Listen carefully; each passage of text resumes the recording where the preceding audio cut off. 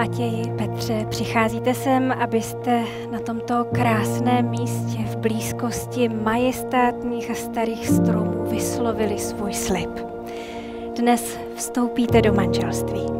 Váš vztah se tak ještě více prohloubí a upevní.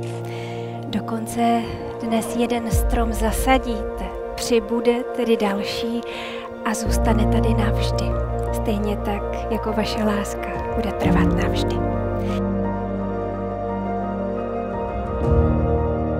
Dnešek je oslava vztahu dvou skvělých lidí, ale taky připomínka toho, že když máte odvahu být sami sebou a jít se za tím cítíte, život vám to někdy vrátí v té nejkrásnější podobě.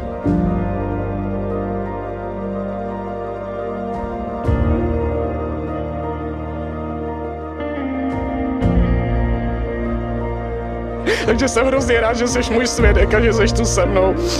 A ona to možná většina neví, ale Bukva teď byl nemocný a bál jsem se, že nakonec tu nebude moc být jako svědek, ale všechno zvlád a je tady se mnou, takže hurá!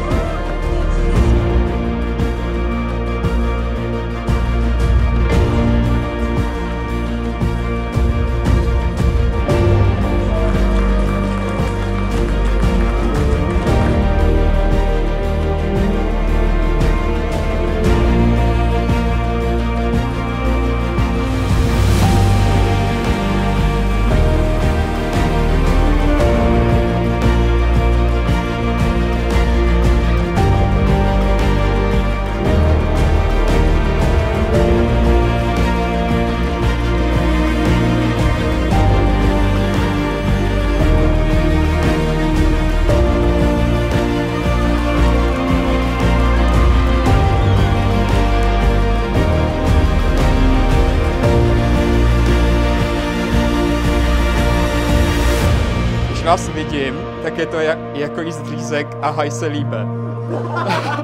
Horký maliny.